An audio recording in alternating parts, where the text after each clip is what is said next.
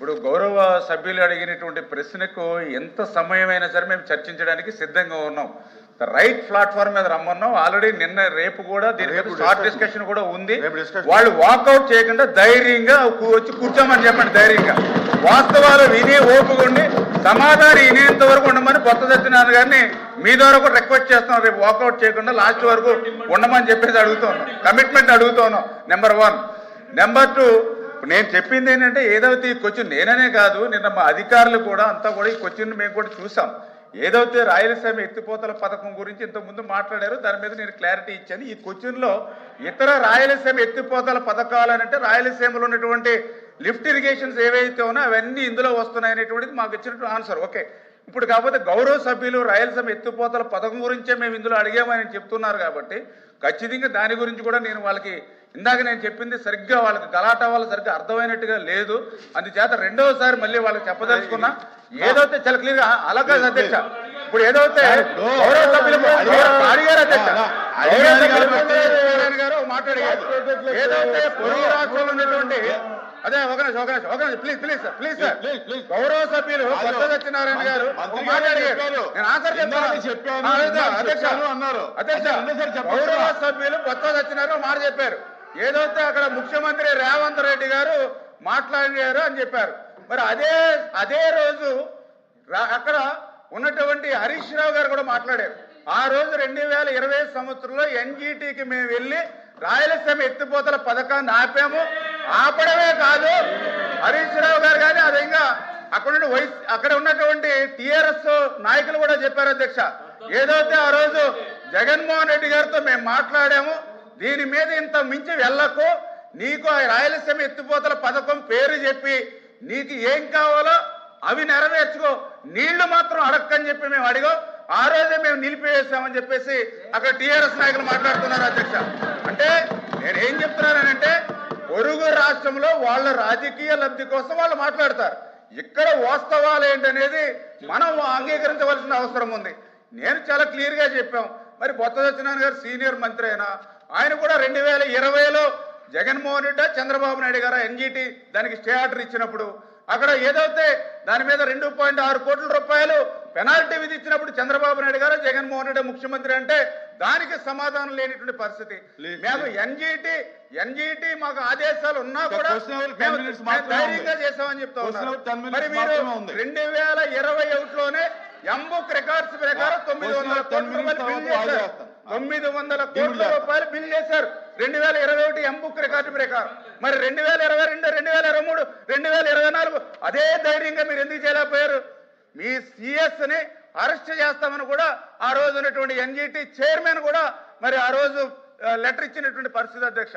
అంటే వీటన్నిటిని దృష్టిలో పెట్టుకుని వాళ్లే 2021లో 900 కోట్ల రూపాయలు పనులు చేశారు. పనులు చేసినటువంటి ఎంబుక్ రికార్డు ఎక్కడి వరకు ఉంది? 2021. మరి అదే ధైర్యం 3200 కోట్ల రూపాయలు మీకు సమయం ఉందిగా. 2021 ఉంది, 2022 ఉంది, 2023 ఉంది, 2024 ఉంది. 4 సంవత్సరాలు మిగిలినటువంటి పని చేయకుండా ఎందుకు అప్పుడు క్లోజ్ చేశారు? అంటే ఈ రకంగా అధికారంలో ఉంటే ఒక రకంగా, ప్రతిపక్షంలో ఉంటే మరొక రకంగా మాట్లాడడం అనేది ఇటువంటి ద్వంద్వ వైఖరి అనేది కరెక్ట్ కాదు అధ్యక్ష. ఏదైతే రాయలసీమ ఏదైతే ఆ యొక్క సాగునీరు త్రాగునీరు ఇవ్వడానికి ఈ ప్రభుత్వం ఎప్పుడు కూడా చిత్తశుద్ధితో పనిచేస్తూ ఉంది.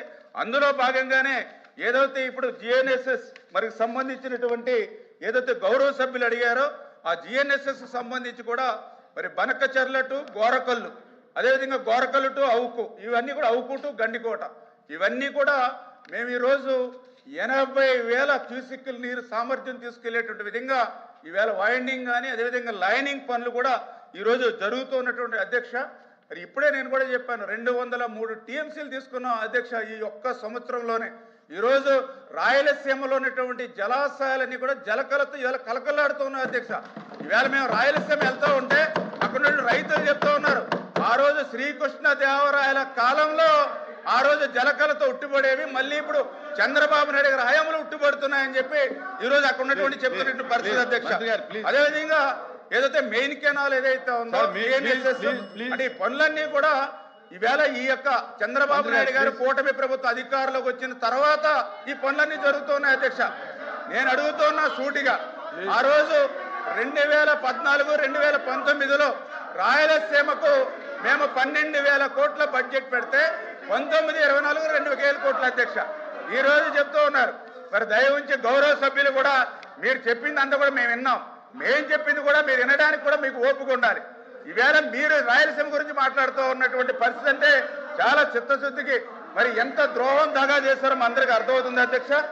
ఏదైతే మరి యొక్క రాయలసీమ ఇతర పథకాలు ఐడీసీకి సంబంధించి 17 లిఫ్ట్లు ఇవన్నీ కూడా మేము కంటిన్యూ చేస్తున్నామని చెప్పి తెలియజేసుకుంటూ ఈవేళ మేము అడిగిన దానికి సమాధానం చెప్పట్లేదు అధ్యక్ష.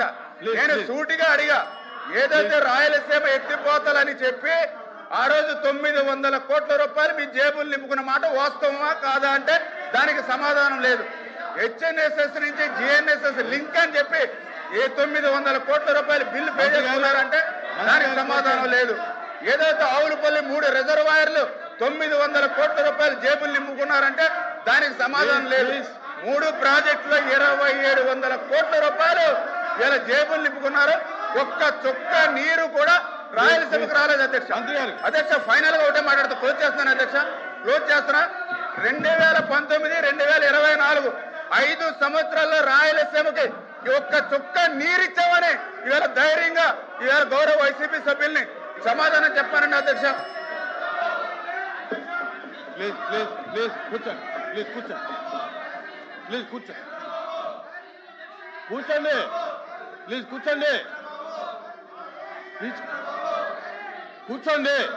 కూర్చోండి. ఎల్ఓపి గారు అధ్యక్ష ప్లీజ్ కూర్చోండి. ప్లీజ్ కూర్చోవాలి మీరు. మంత్రి గారు ఆపండి. మంత్రి గారు ఇంతసేపు సంబంధం నేను అడిగింది సూటిగా ఒకే ఒక ప్రశ్న.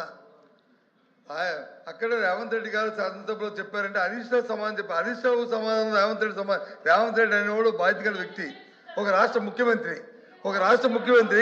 నేనే ఆపించాలని రాష్ట్ర ముఖ్యమంత్రి పేరు చెప్పినప్పుడు ఇక్కడున్న ముఖ్యమంత్రి, ఇక్కడున్న మంత్రివర్గ సభ్యులు చెప్పాల్సిన బాధ్యత ఈ రాష్ట్ర ప్రజానికి, ఈ జాతీయ ఉంది. దాన్ని విస్మరించి వాళ్ళ మీద రాజగోపాల్ చెప్తారండి అధ్యక్ష. అధ్యక్ష అంటే మీ ఉద్దేశం, మీ ద్వంద్వ వైఖరి ఈ రాజ్యం గురించి మీరు రావడం మీకు ఇష్టం లేదు. మీరు మాట్లాడలేదు ఉద్దేశం. ఆ ముఖ్యమంత్రి వచ్చి డెలిబరేట్ గా చెప్తే కాదు, ఇది వాస్తవం కాదు, ఇది కాదు అని చెప్పడానికి ఏం చెప్పడం అధ్యక్ష. మీకున్న అధ్యక్ష, మీకున్న అల్సర్ అధ్యక్ష, మీకున్న ఏంటి అధ్యక్ష అర్థం అవ్వట్లేదు. ఎందుకు చెప్పట్లేదు?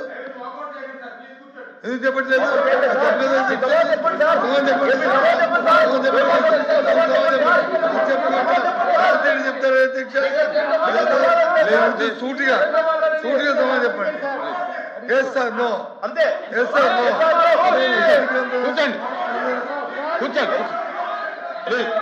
కూర్చోండి సార్, ప్లీజ్ కూర్చోండి. వాకౌట్ చేయకండి ప్లీజ్ కూర్చోండి సార్. వాకౌట్ చేయకండి. ఏదైతే ఈవేళ సార్ ఇప్పుడు వాళ్ళు అడిగిన దానికే నేను సమాధానం చెప్తూ ఉన్నా. ఈవేళ పొరుగు రాష్ట్రానికి సంబంధించినటువంటి ముఖ్యమంత్రి పేరు ఎవరు తీసుకొచ్చారు అధ్యక్ష? గౌరవ సభ్యులు, వైఎస్ఆర్సీపీ సభ్యులు తీసుకొచ్చారు. దానికే నేను సమాధానం చెప్పా. ఏదైతే ఈరోజు మరి అక్కడ రేవంత్ రెడ్డి గారు ముఖ్యమంత్రిగా ఉంటే, జగన్మోహన్ రెడ్డి ముఖ్యమంత్రిగా ఉన్నప్పుడు కేసీఆర్ ముఖ్యమంత్రిగా ఉన్నాడు, హరీష్ రావు మంత్రిగా ఉన్నారు అధ్యక్ష. ఆ రోజు చాలా క్లియర్ గా కేసీఆర్ గారు చెప్పారు. అందులో పర్టికులర్ గా మన రాయలసీమ ఆ రోజునటువంటి మన మంత్రి ఇంటికి వచ్చి భోజనం చేసి ఆ రోజు ఆయన చెప్పారు అధ్యక్ష. ఏదైతే చాలా క్లియర్ గా రాయలసీమ వెనుకబాటుతనం పోవాలని అంటే గోదావరి జలాలు రావాలని చెప్పి కేసీఆర్ గారు కూడా ఆ రోజునటువంటి రోజా మంత్రి గారి ఇంటి దగ్గర చెప్పినటువంటి పరిస్థితి అధ్యక్ష. అదేవిధంగా హరీష్ గారు అయితే చాలా క్లియర్ గా చెప్పారు అధ్యక్ష. ఏదైతే ఆ రోజు జగన్మోహన్ రెడ్డిని మేమే ఒప్పించి, ఆ రోజు వైఎస్ఆర్సీపీ నాయకులు కూడా చెప్పారు, మేమే ఎన్జీటీకి వెళ్ళి జగన్మోహన్ రెడ్డిని ఇంతకు మించి ముందుకు వెళ్ళొద్దని ఆదేశాలు ఇచ్చామని చెప్పి మరి అక్కడ ఉన్నటువంటి మరి కేసీఆర్ గారు కానీ హరీష్ రావు గారు కానీ అక్కడ నాయకులు చెప్పారు అధ్యక్ష. అంటే ఈ రకంగా అధికారంలో ఉన్నప్పుడేమో రాయలసీమ ఎత్తిపోతల పథకాన్ని మర్చిపోయారు అధ్యక్ష 4 సంవత్సరాలు. ఇవాళ ప్రతిపక్షంలోకి వచ్చిన తర్వాత 11 సీట్లకు కూర్చోబెట్టిన తర్వాత ఇప్పుడు గుర్తొచ్చింది అధ్యక్ష. వీళ్ళకి రాయలసీమ ఎత్తిపోతలు 11 సీట్లు ఇస్తేనే కానీ వీళ్ళకి గుర్తు రాలేదు అధ్యక్ష. రాయలసీమ ఎత్తిపోతల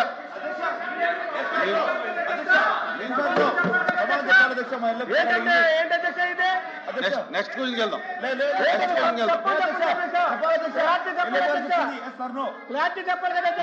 చెప్తాను. ఎల్వైపీ గారు ఏంటి? కూర్చోమనండి. ఎస్ఆర్ చెప్పానండి, మాకు ఇవ్వండి. అధ్యక్ష, మేము సూటుగా అడుగుతున్నాం. రాయలసీమ ఏదైతే తెలంగాణ ముఖ్యమంత్రికి సభలో చెప్పాడో ఆ ముఖ్యమంత్రి మేము హరీష్ రావు చెప్పిన దానికి హరీష్ చెప్పలేదు మేము ఖండిస్తున్నాం కాదని అంటున్నాం. మీరు కూడా అది చెప్పండి, ఆ మాటని మేము చెప్తున్నాం, ఖండిస్తున్నాం. ఆయన చెప్పింది రాజకీయ కోసం చెప్పారు, అది వాస్తవం చెప్తున్నాం. ఆ విషయం ఎందుకు చెప్పలేదు? అది కాదు, అధ్యక్ష చెప్పాలి. అధ్యక్ష, రాజగోపాల్ చెప్పడం కాదు, ఎవరు కాదు. రోజు అయిపోయింది, కూర్చో.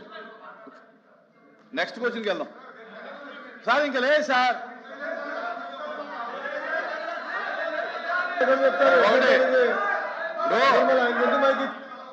దయచేసి వినాలి. ఈ సభ నడపాలంటే ఉద్దేశం ఇరు పార్టీలుగా ఉండాలి.